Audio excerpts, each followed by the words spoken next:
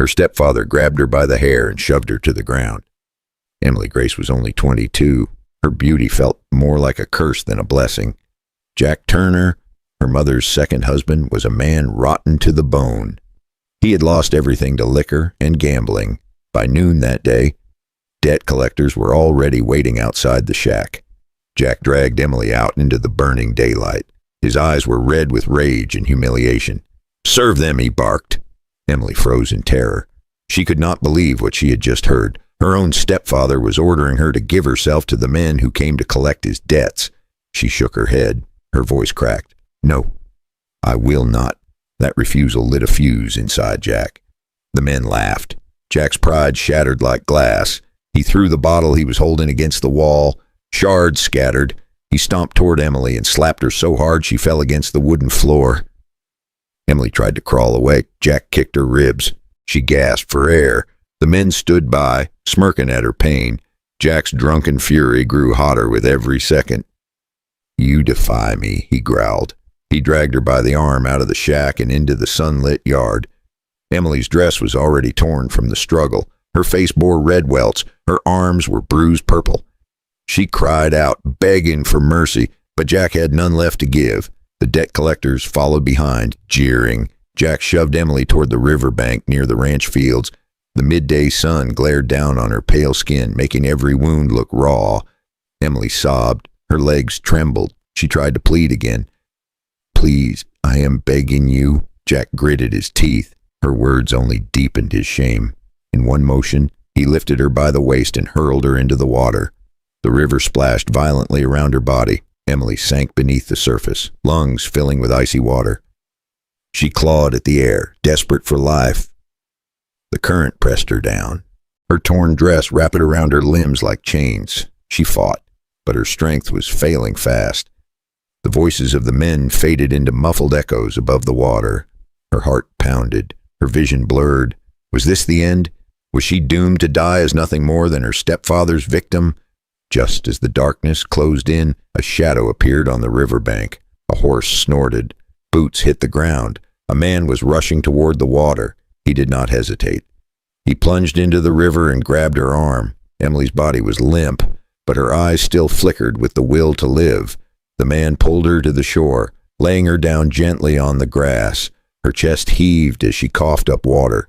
Her skin was covered in bruises and cuts, and her lips trembled as if she wanted to speak but had no words left. The man looked down at her in shock. This was Thomas Carter, a rancher in his late 50s. His eyes widened as he saw the full horror etched across Emily's fragile frame. What kind of monster would do this to his own daughter? And what kind of fate awaited her now that her stepfather and his creditors still prowled nearby? Would Thomas be able to protect her from the storm that was only just beginning? Emily coughed and gasped as Thomas lifted her into his arms. Her body was trembling from the cold water. Her torn dress clung to her skin. He did not waste a second. He placed her on his horse and rode fast toward his ranch. The old wooden house came into view. Thomas carried her inside and laid her gently on a bed near the fireplace. He wrapped her in a thick blanket but saw her shiver. She was burning with fever. Her lips quivered as if she wanted to speak, but no sound came. Thomas shook his head with worry. He reached for a shirt from his chest. It was one of his old work shirts, faded but clean. He handed it to her. "You need this more than I do." Emily hesitated but slipped into the shirt. It was far too big. The sleeves covered her hands, but for the first time in years she felt a small trace of safety. She pulled the fabric close around her. The crackle of the fire filled the silence. Thomas sat beside her, waiting. Emily stared at the flames with empty eyes. Then tears rolled down her cheeks. She began to whisper. It was not the first time. Her voice shook, but she kept going. "For years he beat me. For years I prayed he would stop." Thomas clenched his fist, but stayed quiet. Emily wiped her face with the sleeve of his shirt. "And today, he wanted me to serve his debt collectors." She stopped and looked at Thomas with shame. "I said no. I fought back. That is when he beat me harder than ever. And then he threw me into the river like trash." Her words hung heavy in the air. Thomas felt his jaw tighten. The image of her stepfather forcing her into that horror made his stomach turn. But Emily was not finished. "There were times I thought I deserved it. Maybe I was cursed. Maybe my life had no meaning. Her voice broke again. But when you pulled me out, I felt like maybe God had not forgotten me. Thomas leaned closer. His rough hand rested gently on hers. You did not deserve a single bit of it. Not one. The warmth in his tone made her cry even harder. For the first time, she allowed herself to believe she was not alone. But outside the ranch, the world was still turning, and men like Jack Turner did not forget so easily. So what would happen when he came back to take her away again? The morning sun rose over the ranch. Emily sat by the window, wrapped in Thomas's shirt, staring out at the fields. For the first time in years, she felt safe, but the safety was fragile, like glass that could shatter at any second. Thomas brought her a cup of warm tea. She thanked him with a soft smile, but her eyes still carried a storm. Then the sound of hooves broke the calm. A dark figure appeared at the gate. Jack Turner. He rode his tired horse right up to the yard and swung down with the swagger of a man who thought he owned the world. Where is she? He barked. Emily froze, her face pale. Thomas stepped out of the doorway, tall and steady. She's not yours anymore, Jack laughed. A hollow laugh that stank of whiskey even from a distance. You think you can keep her from me? She is mine. She always will be. Emily shook her head from inside the house. No, not anymore. Her voice trembled, but there was strength in it too. Thomas crossed his arms.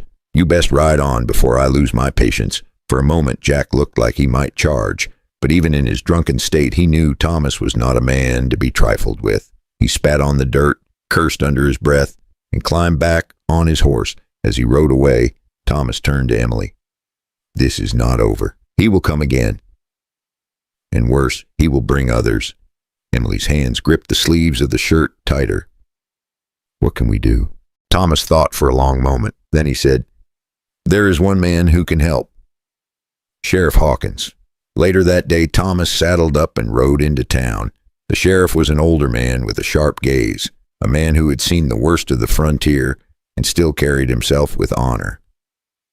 Thomas told him everything about the abuse, about the debt, about how Emily was nearly drowned in the river.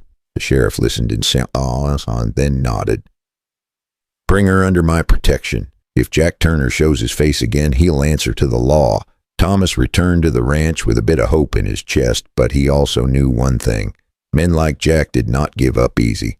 They always came back, and when they did, there would be a reckoning. Before we step into that storm, let me pause just a moment. If you have been drawn into Emily's struggle and Thomas's courage, now is the time to subscribe so you do not miss the next part of their fight, because what comes next will test them both in ways they never imagined. Night was falling over the ranch. Emily sat near the fire, her hands wrapped tight around a cup of tea. Thomas paced the floor, restless. He knew Jack Turner would not give up. He had seen the look in that man's eyes, the look of a gambler who had lost everything and wanted revenge. Suddenly, the sound of hooves shattered the silence. Dogs barked outside. Emily's cup slipped from her hands and clattered on the floor.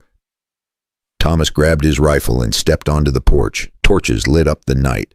A dozen men stood in the yard. At the front was Jack Turner with his crooked smile. Beside him was the debt collector, a tall man with a scar across his cheek. Behind them were armed thugs ready for trouble. Jack pointed toward the house. Bring her out, now! Thomas planted his boots firmly in the dirt. You are not taking her. The scar-faced man sneered. Old man, you cannot fight us all. With that, the gang rushed forward. Thomas fired a shot into the air. The blast echoed through the valley. For a second they hesitated, but then the crowd surged. Thomas swung his rifle like a club, knocking one man down. Another charged at him with a knife. They clashed hard, fists and boots in the dirt. Emily screamed from the doorway. Two men grabbed her by the arms and tried to drag her away. She fought like a wildcat, scratching and kicking, but they struck her across the face. Thomas broke free and lunged toward her, but three men jumped on his back. He struggled, throwing punches, but the weight was too much. They slammed him to the ground. Blood streamed from his brow. Jack stood over him, laughing. You are finished, Carter. You should have stayed out of this, Emily cried out. Leave him alone. She tried to run to Thomas, but was shoved back down into the dirt. Jack raised his boot as if to stomp Thomas's chest. The scar-faced collector pulled Emily's hair back, snarling in her face. Everything seemed lost. And then, from the distance, came the thunder of more hooves. Voices shouted through the night. "Sheriff Hawkins, put down your weapons!" Lanterns swung as a group of riders surrounded the yard. The sheriff sat tall in his saddle, revolver steady in his hand. His deputies fanned out, rifles pointed at Jack's gang. For the first time that night, Jack's grin faded. The tables had turned. But would the sheriff arrive in time to save Emily and Thomas from the final blow? The yard froze in silence. Sheriff Hawkins sat tall on his horse, revolver steady, his voice sharp. "Drop your weapons, now." The gang hesitated. One of the deputies fired a warning shot into the air. That was enough. Knives clattered to the ground. Guns were tossed aside. The men backed away, hands raised. Jack Turner's face twisted with rage and fear. For years he had ruled Emily with terror. Now he was powerless, cornered by the law and exposed for what he was. The sheriff nodded to his men. "Take them in." Within minutes, Jack and the debt collector were bound in ropes, shoved onto their horses, and led away toward town. The torches faded into the distance. All that remained was the quiet crackle of the fire and the heavy breathing of Thomas and Emily. Thomas struggled to his feet, wiping the blood from his brow. Emily ran to him, throwing her arms around his chest. For the first time, she felt safe not only in body but in spirit. Tears poured down her face, but this time they were tears of release. Thomas held her close. "It is over now. He will never hurt you again." She buried her face against him. In that moment, the years of pain began to lose their hold. The sheriff tipped his hat. "You two have been through enough. Rest easy. Justice will do the rest." Then he rode off into the night, leaving the ranch in peace once more. The dawn broke soft and golden the next morning. Emily stood on the porch, still in Thomas's old shirt, looking out across the wide fields. The horizon stretched far and free, like a promise of new life. Thomas stepped beside her, his weathered hand brushing hers. Their eyes met, not as rescuer and victim, but as two souls finding hope in the ashes of suffering. What lesson do we carry from their story? That even in the darkest valley, a hand can reach down to pull us back into the light. That no matter how broken the past, there can still be a future filled with strength and love. So let me ask you, what would you do if you saw someone like Emily, broken but still fighting to live? Would you walk away?